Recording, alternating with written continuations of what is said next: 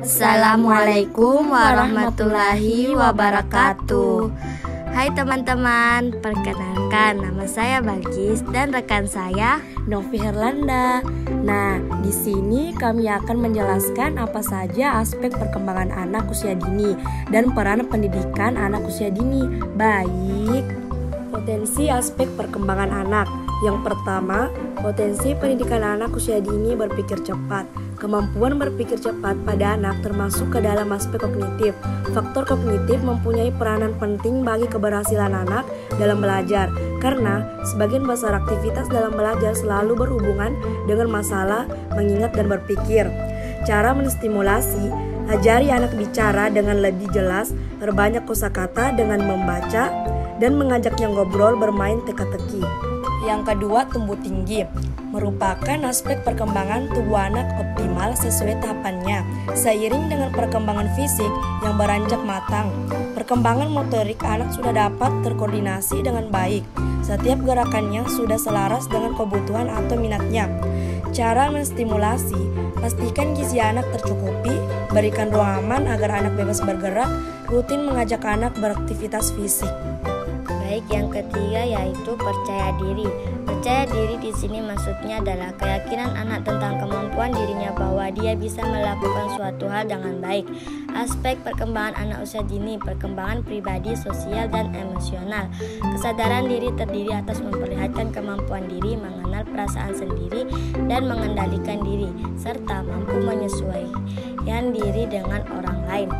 Cara menstimulasi: berikan anak kesempatan untuk memilih, seperti memilih pakaiannya sendiri. Apabila anak berperilaku baik, tidak ada salahnya untuk memberikan ia pujian sebagai bentuk apresiasi. Yang keempat, tangguh. Dalam hal ini adalah kemampuan anak untuk tidak mudah menyerah dan mampu beradaptasi di berbagai situasi. Aspek perkembangan anak usia dini: perkembangan pribadi, sosial, dan emosional.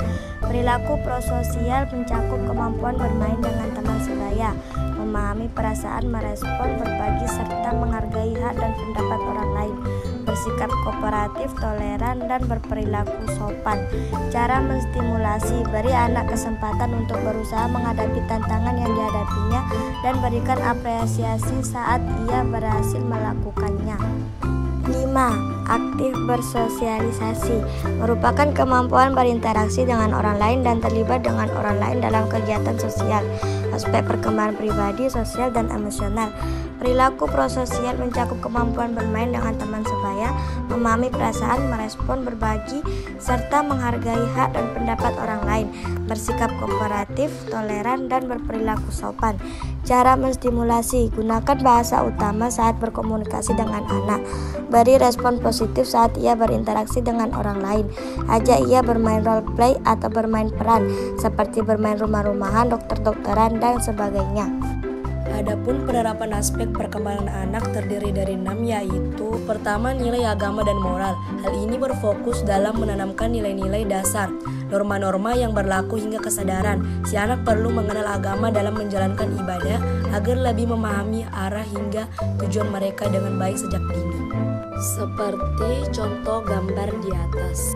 Yang kedua, fisik motorik. Sesuai dengan namanya, aspek fisik motorik ini merupakan segala sesuatu yang langsung berhubungan dengan perkembangan tubuh si kecil. Perkembangan fisik dan perilaku keselamatan. Hal ini meliputi berat badan, tinggi badan, dan lingkar kepala yang sesuai dengan ukuran anak seumuran. Si anak juga memiliki motorik halus, baik meliputi kemampuan mereka dalam menggunakan alat untuk ekspresi diri dan juga eksplorasi seperti menggunakan pensil, bermain dengan boneka, dan lain sebagainya. Si anak juga perlu memiliki motorik kasar yang baik. Hal ini meliputi kemampuan tubuh dalam berkoordinasi antar anggota tubuh seperti menjaga keseimbangan, lincah, dan juga lentur sesuai peraturan. Yang ketiga, kognitif. Aspek perkembangan kognitif berhubungan erat dengan akal dan pikiran, sehingga jangan heran jika pertumbuhan pada area ini memiliki jangkauan yang sangat luas. Banyak pelajaran penting yang akan didapatkan oleh si kecil, beberapa di antaranya. Si anak dapat menyebutkan, mengenal, dan juga menggunakan lambang-lambang seperti abjad dan angka. Tidak hanya itu, tahap ini juga akan membantu si anak untuk menggambarkan ulang banyak hal yang pernah mereka lihat. Dan pembelajaran yang paling penting adalah si anak dapat belajar memecahkan masalah dalam kehidupan sehari-hari dengan fleksibel, praktis, dan juga diterima secara sosial. Si anak juga dapat menerapkan pengetahuan dan pengalaman baru yang mereka dapatkan baik di sekolah maupun rumah. Yang keempat, bahasa. Bahasa menjadi aspek perkembangan anak yang bisa kita amati dan latih. Si anak dapat mengerti berbagai hal yang dimaksud oleh orang tua seperti cerita, aturan, perintah, dan juga menghargai bacaan. Bahasa juga meliputi bagaimana cara si anak berbahasa dengan baik, seperti tanya jawab, memahami bentuk dan juga bunyi dan masing-masing huruf juga angka. Yang kelima, sosial emosional.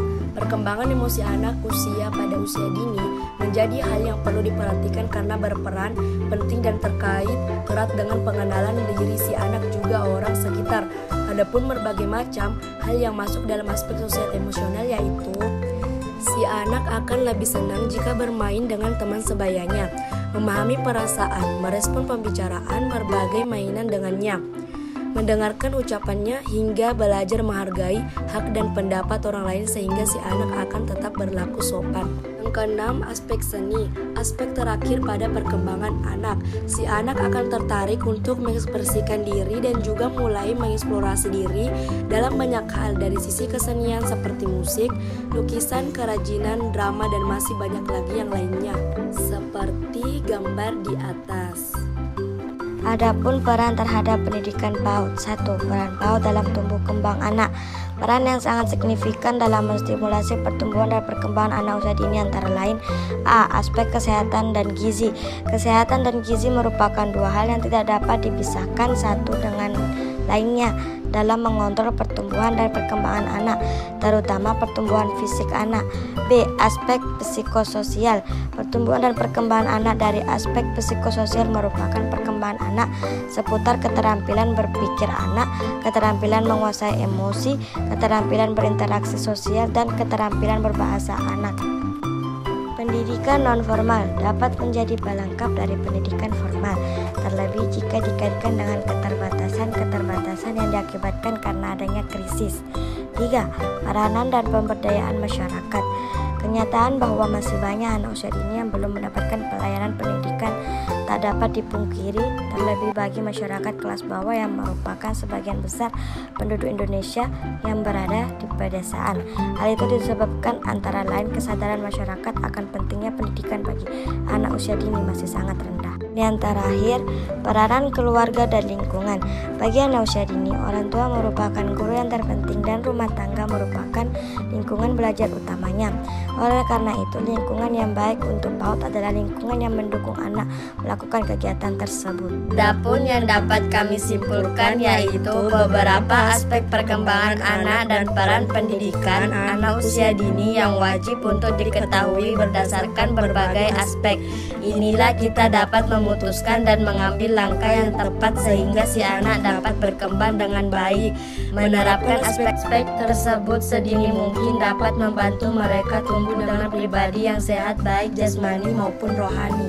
Tagline kita yaitu Bocah Minangka Permoto Urip Indunyo. Sekian dan terima kasih. Wassalamualaikum warahmatullahi wabarakatuh.